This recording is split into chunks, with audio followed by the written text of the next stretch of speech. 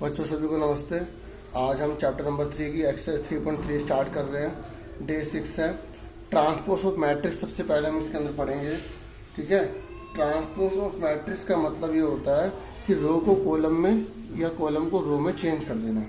ठीक है। जैसे फॉर एग्जांपल हमें ये दे रखा है 3 4, हमने इसको ट्रांसपोज कर देंगे तो ये रो इनटू कॉलम। ठीक है।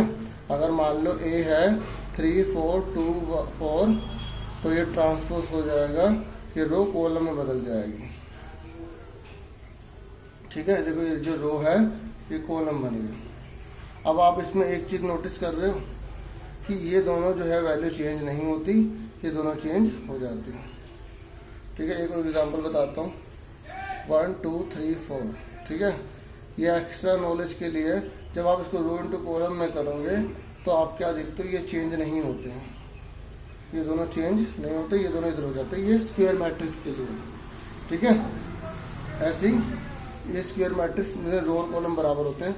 ये 2 × 2 वाली है। ठीक है। ऐसे 3 × 3 वाली करके देखना अपने आप, बाकी बुक के क्वेश्चन आपको क्लियर हो जाएगा। आप कुछ प्रॉपर्टीज आपको बता दूं। ठीक है। कुछ प्रॉपर्टीज जो हैं ये याद रखना, ए ट्रांसपोज के ऊपर अगर ट्रांसपोज आ जाता तो ए ही हो जाता है। ठीक है। अगर कोई कांस्टेंट रकम मल्टीप्लाई में जो मैंने बताई थी और उनके ऊपर अगर ट्रांसपोज का साइन है तो उस रकम पे कोई फर्क नहीं पड़ेगा, खाली ए उसका ट्रांसपोज होगा। अगर किसी प्लस वाले के ऊपर ट्रांसपोज का साइन है तो हम उसको अलग अलग भी कर सकते हैं, फर्क नहीं पड़ेगा। और अगर मल्टीप्लाई में है तो ये याद रखना, ए बी ये तभी बराबर होगा जब बी पहले और ए बाद में होगा। ठीक है। ये चीज़ याद रखना, बहुत इंपॉर्टेंट चीज़ है।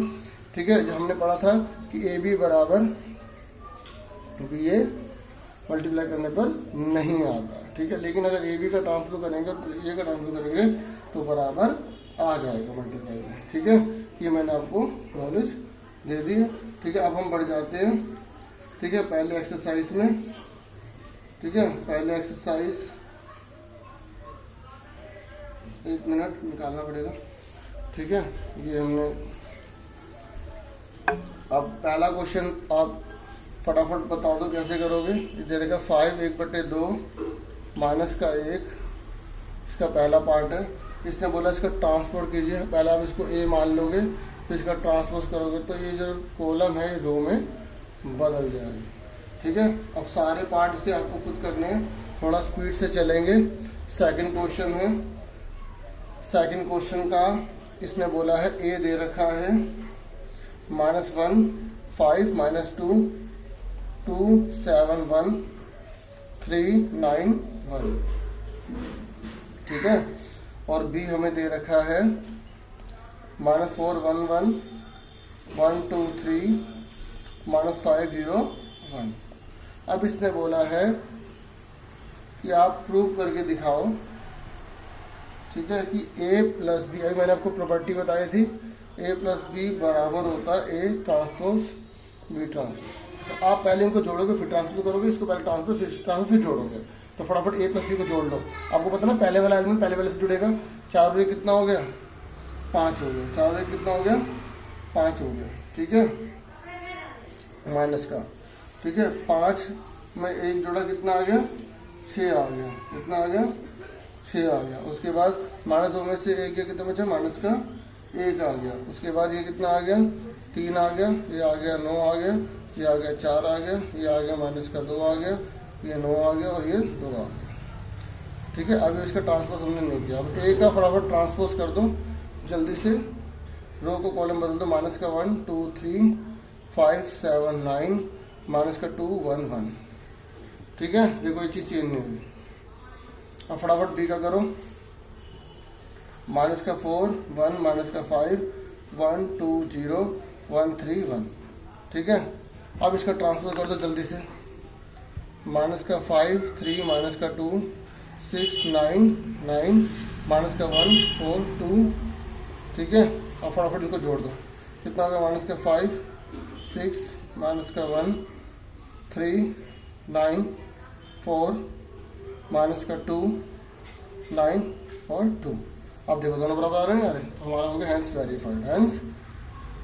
Hence verified. अब इसका सेकंड पार्ट आपको खुद करना है, ठीक है। मैंने पहले कहा आपको कि थोड़ा स्पीड से चलेंगे, अगर समझ नहीं आ रहा तो दोबारा बता देना, ठीक है। दोबारा वीडियो भी देख सकते हो आप, ठीक है। अब तीसरा क्वेश्चन जो है कहाँ गया तीसरा क्वेश्चन, ये रहा, ठीक है। तीसरा क्वेश्चन आपको खुद करना है होमवर्क में। तीसरा क्वेश्चन में कुछ भी नई चीज़ नहीं है, ठीक है। अब आ जाओ फोर्थ क्वेश्चन पे। तो मेरे हिसाब से फोर्थ क्वेश्चन भी आप खुद कर सकते हैं, इसमें भी ज़्यादा कोई दिक्कत नहीं है, होमवर्क है ये, ठीक है। अब आ जाओ पांचवें क्वेश्चन पे। तो अगर आपको फिर भी अगर तीसरा चौथा पूछना होगा तो आप कमेंट बॉक्स में लिख के दे देना, मैं इसकी वीडियो बना के दे दूंगा, ठीक है। वैसे मुझे लगता नहीं है कि आप नहीं कर पाओगे, ठीक है। अब हम पांचवें क्वेश्चन पर बढ़ जाते हैं। इसने बोला है कि ए और बी मैट्रिक्स दे रखी है, तो ये ए बी का जो ट्रांसपोज है तो बी और ये प्रूव करके दिखाना, आपको वेरीफाई करना, ठीक है। मैंने आपको अभी इसकी प्रॉपर्टी पहले बता दी थी, तो फटाफट अब इसको हम सॉल्व कर लेते हैं, क्योंकि सारे क्वेश्चन अगर होमवर्क में दूंगा तो वो भी ठीक नहीं है। आप दोबारा प्रैक्टिस करोगे वो अपना होमवर्क हो जाएगा, ठीक है। तो हमें ए दे रखा है, हमें बी दे रखा है, तो पहला पार्ट है इसका। तो इसने बोला है ए बी निकालना है। देखो सबसे पहले ए बी को मल्टीप्लाई करना है, उसके बाद उसका ट्रांसफर करना है, उसमें बी का ट्रांसफर ए का ट्रांसफर करना है, उसके बाद उसकी मल्टीप्लाई करनी है। तो हमारा ए दे रहा, बी दे रहा, तो अगर हम ए और बी की पहले मल्टीप्लाई कर लेते हैं, ए और बी की मल्टीप्लाई कर लेते हैं, क्या लिखा ए बी। तो अब पहले चेक कर लो कि क्या इसकी मल्टीप्लाई हो सकती है।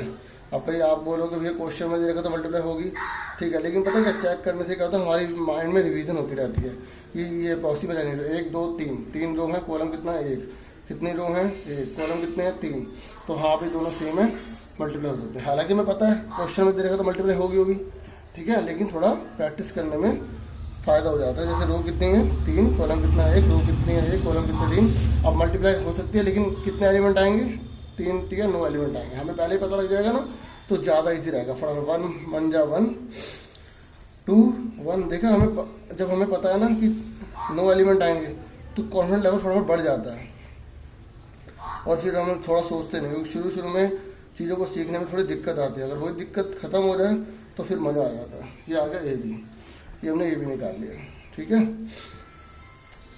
ठीक है। अब हम ए बी का ट्रांसपोज कर लेते हैं, और ट्रांसपोज करना अब आपको आ गया होगा, तो रो को कॉलम में बदल दिया जाता है, ठीक है। और मैंने आपको ये भी बता दिया कि ये चीज़ें सेम रहती हैं तीनों जो डायगोनल होती है, ठीक है। अब आप ए बी फटाफट बी का ट्रांसपोज कर लो, ये हमारा पहला आ गया, ठीक है।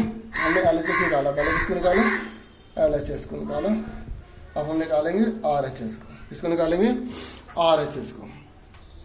आर एच एस जो है उसमें ये क्या ए कितना दे रखा है, ये दे रखा है, तो इसका ए का ट्रांसपोज कर लो, तो क्या बन गया 1 -4 3, और बी को ट्रांसपोज कर लोगे क्या आएगा, ये बन जाएगा कॉलम, ठीक है। अब इन दोनों की मल्टीप्लाई करनी है, क्या करनी है बी ट्रांसपोज ए की मल्टीप्लाई करनी है, तो -1 2 1, देखो बी पहले लिखना है, ए बाद में लिखना है, अगर ये गलत लिख दिया तो गलत हो जाएगा। देखो ये चीज़ बन गई। अब इसकी फटाफट मल्टीप्लाई जल्दी से कर लो, ठीक है, मल्टीप्लाई करो, देखो सेम आएगा 1 1 जा 1, ठीक है, 1 4, ठीक है, 1 1 जा, ऐसे इसको मत देखो, इसको फिर कंफ्यूज हो जाओगे। ये यहाँ पे कर देते हैं, इसको मल्टीप्लाई करो, ठीक है, इसकी मल्टीप्लाई करो 1 1 जा 1, तो 4 1 3 3, लगता है इसकी बैटरी भी जाने वाली है, तो थोड़ा जल्दी कर लेते हैं जब तक जितने क्वेश्चन हो जाए। 3 दूनी 6 हो गया, ठीक है, ये आ गया 1, ये आ गया -4, ये आ गया 3, ठीक है। इस तरीके से हमारा ये आंसर आ गया, ठीक है। तो उम्मीद करता हूँ आपको ये वाला क्वेश्चन समझ में आ गया होगा। तो ये हमारा आर एच एस है, तो इसे लिख देंगे एल एच एस बराबर आ गया R H S, hence proved, ठीक है। दोबारा से देख लेना अगर समझ नहीं आएगा, वैसे ऐसा कोई चीज़ नहीं है, मल्टीप्लाई आपको आनी चाहिए तो आपका क्वेश्चन हो जाएगा, अब आ जाओ छठे क्वेश्चन पे।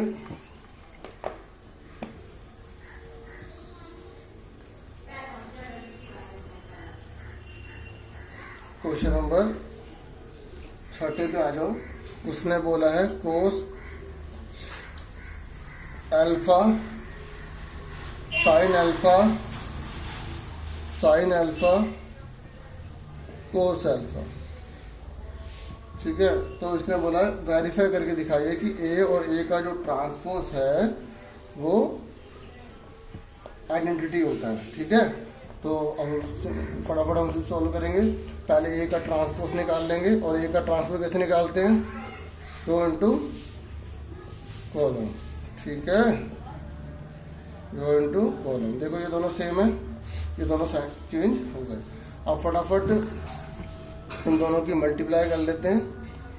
तो ए ट्रांसपोज कितना है, cos alpha sine alpha cos alpha. ठीक है, 11th में कॉम्प्लीमेंट कहते थे, यहाँ नहीं, यहाँ ट्रांसपोज वर्ड का यूज करेंगे। ठीक है, अब फटाफट इन दोनों की आप मल्टीप्लाई कर लो। ठीक है, तो मल्टीप्लाई कैसे करेंगे, रो इनटू कॉलम, कोस का स्क्वायर हो जाएगा। ठीक है, इसकी इसमें अगर माइनस माइनस क्या हो गया, प्लस। ठीक है, साइन स्क्वायर अल्फा हो गया। अब इसकी मल्टीप्लाई इसमें करो तो कोस अल्फा साइन अल्फा, इसमें मल्टीप्लाई करो माइनस का साइन अल्फा कोस अल्फा हो गया। इसकी मल्टीप्लाई इसमें करो sine alpha cos alpha minus sine alpha cos alpha. इसकी मल्टीप्लाई इसमें करो साइन का स्क्वायर अल्फा प्लस कोस का स्क्वायर अल्फा। ठीक है, तो आपको पहले से ही पता है आइडेंटिटी का मतलब क्या होता है। आइडेंटिटी का मतलब अगर ये 2 इंटू 2 वाली स्क्वायर मैट्रिक्स है तो ये आएगा। और देखो ये आ रहा है, इसकी वैल्यू क्या होती है, इसकी वैल्यू क्या होती है 1। ये दोनों कट गए, मतलब घटा दिए तो 0 आ गया, ये दोनों घटा दिए 0 आ गया, इसकी वैल्यू क्या होती है 1। तो ये हमारा आंसर आ गया, RHS आ गया। ठीक है, हम क्या लेके चले थे, LHS लेके चले थे,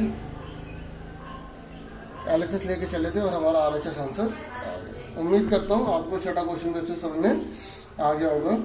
ठीक है, अब 7वां क्वेश्चन है। 7वें क्वेश्चन में बोला है ये, ठीक है, स्क्रीनशॉट ले लेना।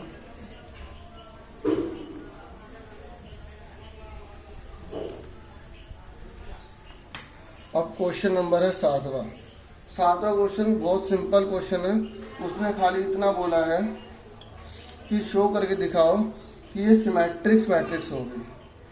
क्या होगी, सिमेट्रिक्स मैट्रिक्स। देखो सिमेट्रिक उसे कहते हैं जिसका ट्रांसपोज बराबर आ जाए जो पहले से था। ठीक है, ये कह रहा है शो करके दिखाना है कि ये सिमेट्रिक्स है। क्या है, सिमेट्रिक्स मैट्रिक्स है। दोबारा से सुन लो, दो चीज़ें सुन लो, एक सिमेट्रिक होती है, स्क्यू सिमेट्रिक होती है। ठीक है, सिमेट्रिक होती है, सिमेट्रिक का मतलब था अगर ए और ए उसका जो ट्रांसपोज करने पे दोनों बराबर है तो सिमेट्रिक है। और अगर उसके आगे स्क्यू लग जाता है तो इसका मतलब है कि उसमें माइनस कॉमन लेने पर अगर बराबर आ गया तो वो स्क्यू सिमेट्रिक मैट्रिक्स कहलाएगा। अब फटाफट हमने ए लिखा, अब ए का ट्रांसपोज निकालो, करो इसको रो इनटू कॉलम मतलब मैट्रिक्स इस तरीके से दी होती है कि उसको उल्टा करने पर भी वही आंसर आएगा, मतलब रो को कॉलम में चेंज करने पर भी वही आंसर आएगा।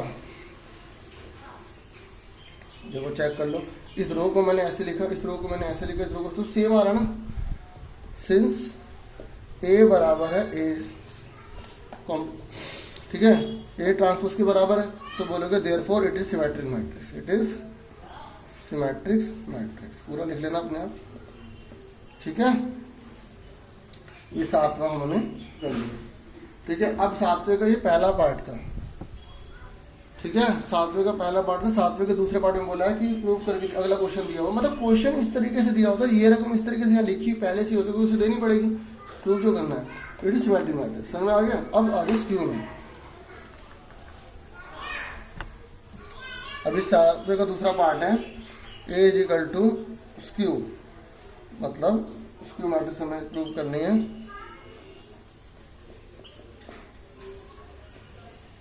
तो पहले ट्रांसपोज निकाल लेंगे, तो 0 1 -1 -1 0 1 1 -1 0। अब देखो सेम है नहीं है ना, ध्यान से देखो, अगर मैं इसमें माइनस कॉमन ले लूँ तो ये देखो जब माइनस लेंगे तो सब में से कॉमन लेना पड़ेगा। ये हो गया प्लस का, ये हो गया माइनस का, ये माइनस का, ये प्लस का माइनस का। तो अब ध्यान से देखो पूरा सेम आ रहा है, ये देखो ये आ गया इसके सेम, क्योंकि ए सिमेट्रिक माइनस ए के बराबर है। ये वापस लिख दिया तो बोलेंगे therefore it is skew symmetric matrix, skew symmetric. तो दो होते हैं, सिमेट्रिक है, स्क्यू सिमेट्रिक होती है। ठीक है, इस तरीके से मैंने आपको दोनों बात बता दी। अब क्वेश्चन नंबर 8वां है। ठीक है, 8वां आप खुद करोगे। ठीक है, उसमें बस ये कर दिया कि a प्लस ए ट्रांसपोज लगा दिया उसके आगे। 8वां ट्राई करना, अगर नहीं आएगा तो मुझे बताना। ठीक है, ये आपका होमवर्क है 8वां क्वेश्चन। ठीक है, उसके बाद आ जाओ 9वें क्वेश्चन पे आ जाओ। 9वां क्वेश्चन भी आपको खुद ही करना है। ठीक है, उसमें सिंपल फाइंड करने के लिए बोला है, ये भी होमवर्क है। ठीक है, अब हम 10वें क्वेश्चन पे आ जाते हैं। क्वेश्चन नंबर 10वें पे आ जाते हैं। ठीक है, और 10वां क्वेश्चन करते हैं हम। क्वेश्चन नंबर 10 में बोला है ये a इक्वल टू लिखा हुआ है 3 5 1 -1। देखो अभी तक हम सिर्फ सिमेट्रिक और स्क्यू सिमेट्रिक्स पढ़ रहे थे। अब इस 10वें क्वेश्चन बोला सम ऑफ सिमेट्रिक्स और सम ऑफ स्क्यू सिमेट्रिक्स। ये हमें एक्सप्रेस करना है, दिखाना है इसको। तो इसमें हम क्या करते हैं कि पहले ए, क्योंकि 8वें और जो 7वें क्वेश्चन में ये पहले थोड़ा पार्ट करके दिखाया उसने, और 10 ठीक है, और 10वें क्वेश्चन में उसने क्या करा, सॉरी 9वें 8वें में कहा था। अब 10वें क्वेश्चन में उसने क्या करा, उसी को पार्ट को पूरा एक साथ जोड़ के दे दिया कि आप उसको सम ऑफ सिमेट्रिक में निकालो। तो आपको इसमें क्या करना पड़ेगा, पहले ए निकालना पड़ेगा, फिर इसका ए ट्रांसपोज निकालना पड़ेगा, फिर आपको उन दोनों को जोड़ना पड़ेगा, उसका हाफ करना पड़ेगा। ठीक है, और इसको हम P मान लेंगे, और अगर इसकी वैल्यू करने जो आई उसका फिर P ट्रांसपोज दोनों इक्वल आ गए तो हम उसे बोलेंगे सम। ठीक है, और अगर हम स्क्यू की बात करेंगे तो हम a माइनस ए डैश लेंगे। ठीक है, और अगर इसको करने पर माइनस में आ जाता है तो वो हो जाएगी स्क्यू सिमेट्रिक, क्योंकि सम वाला है इस तरह से। अभी कराता हूँ तो सम में आपको आ जाएगा। सबसे पहले हमने क्या करा, सबसे पहले हमने ए ले लिया। ठीक है, और ए का हमने क्या कर दिया, ट्रांसपोज कर दिया 3 5 1 -1। ठीक है, उसके बाद हम क्या करेंगे, इसे ऐड कर देंगे। क्या कर देंगे, ऐड कर देंगे। ऐड करने पर क्या आएगा, 3 3 6 5 और 1 6 5 और 1 6 और 1 माइनस का 2। ठीक है, उसके बाद इसको हम P मान लेंगे, अभी मैंने पीछे लिखा था। ठीक है, तो इन दोनों को जोड़ के आधा कर देंगे। क्या कर देंगे, आधा कर देंगे। तो 6 का आधा कितना होता है, 3 3 3 माइनस का 1। ठीक है, अब इसका आप ट्रांसपोज करो। क्या करो, अब दोबारा से ट्रांसपोज करो इसका। तो क्या कर 3 3 3 -3, ये दोनों बराबर आ रहे ना।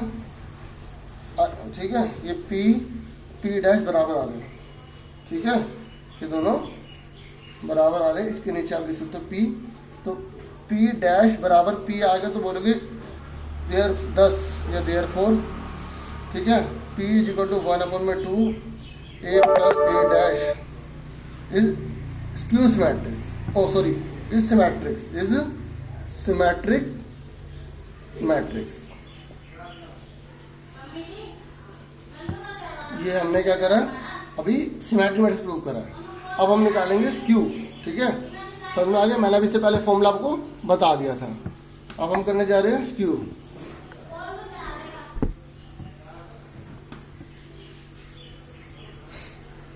ये मैं मिटा देता हूँ।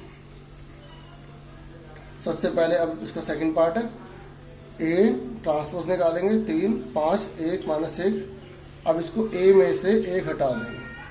ठीक है, हम इसमें से 1 हटा देंगे, फटाफट घटा, उसमें जोड़ना है सिमेट्रिक में, असली में घटाना है। 0 4 माइनस का 4, और जब इसमें से घटाएंगे तो क्या होगा, 0 हो जाएगा। ठीक है, तो ये आपको समझ में आ गया। अब फटाफट इसको हम क्या करेंगे, क्यों मान लेंगे, क्योंकि अगर हम उसको पी मानेंगे तो फिर कन्फ्यूजन हो सकती है।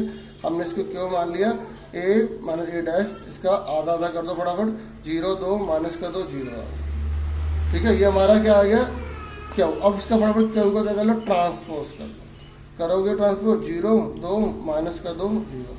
अब ध्यान से देखो, ये दोनों सेम आ रहे हैं लेकिन माइनस अलग आ रहा है, इसलिए माइनस कॉमन ले लेंगे। क्या ले लेंगे, माइनस कॉमन ले लेंगे। माइनस कॉमन लोगे तो 0 2 माइनस का 2 0 हो जाएगा। अब ध्यान से देखो, ये पूरा सेम बन गया, तो यहाँ माइनस का क्यों लगा दिया, ये क्यों आ गया, इसलिए हम लिखेंगे therefore Q is equal to 1/2 A minus A dash, ठीक है, is a skew symmetric matrix, skew symmetric matrix. ठीक है, ये हमने पूरा आपको 10वें क्वेश्चन का पहला पार्ट बता दिया। ठीक है, अब 10वें क्वेश्चन के जितने भी सारे पार्ट हैं आपको खुद करने हैं, वो 3 वाले हैं। ठीक है, जो 3×3 वाली है वो भी आपको खुद करना है। ठीक है, अगर नहीं आएगा तो कमेंट बॉक्स पे लिख देना, तो उसका भी एक पार्ट करवा दूंगा 10वें का, 3 वाला भी पार्ट करवा दूंगा। ठीक है, 2 के अच्छे से प्रैक्टिस करोगे तो तीसरे में अपना दिक्कत नहीं होगी। ठीक है,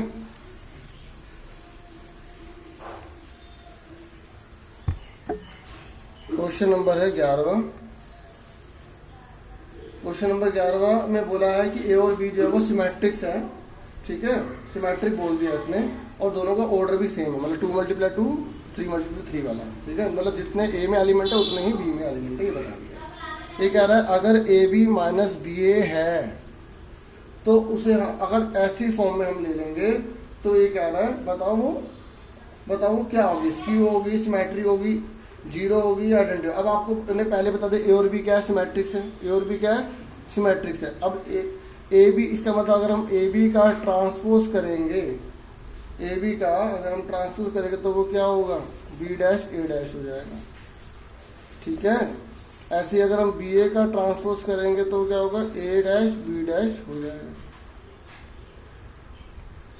ठीक है, और इस तरीके से अगर हम इस पूरे का, क्योंकि हमें दे रखा है सिमेट्रिक्स, ए और बी को सिमेट्रिक दे रखा है ना हमें, तो ए बी माइनस बी ए का हमने पूरे टोटल का पहले ट्रांसपोज कर लिया। फिर उसको हम अलग अलग करेंगे, ए बी बी ए। ठीक है, अब इसको जब हम इसका अंदर फिर करने लगेंगे तो क्या होगा, बी ए, ठीक है, और ये हो जाएगा ए बी। ठीक है, इस तरीके से अब ये हमारा आ गया। अब इसकी वैल्यू क्या है, b की क्या है, क्योंकि इसने बोला है सिमेट्रिक है, तो b बराबर ही होगा a, बराबर ही होगा a, बराबर ही होगा b, बराबर ही होगा। अब पर यहाँ पे अलग आ रहा है, इसमें माइनस हमें कॉमन लेना पड़ गया, हमें कॉमन लेना पड़ गया, कॉमन लेना पड़ गया, तो ये प्लस का माइनस हो जाएगा, ये माइनस का प्लस हो जाएगा। तो हमने इसको आगे लिख लिया, इसको हमने पीछे लिख लिया, तो हमें माइनस आ रहा है हमारे आंसर में, हमारे आंसर में माइनस आ रहा है, तो इसका मतलब ये क्या हुआ, स्क्यू सिमेट्रिक मैट्रिक्स हुई, और स्क्यू सिमेट्रिक मैट्रिक्स हुई तो इसका कौन सा आंसर सही हुआ, ए, तो हमारा आंसर ए आया। ठीक है, अब 12वां क्वेश्चन आपको होमवर्क में करना है।